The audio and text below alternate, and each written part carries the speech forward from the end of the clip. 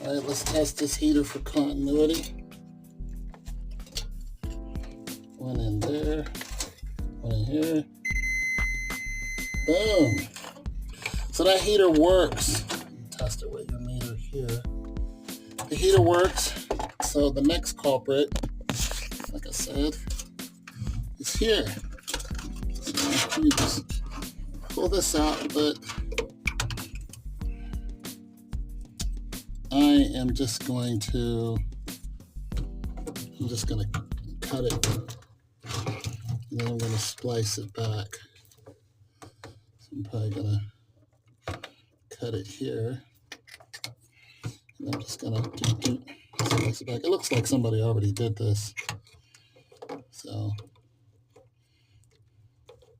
this might be a replacement.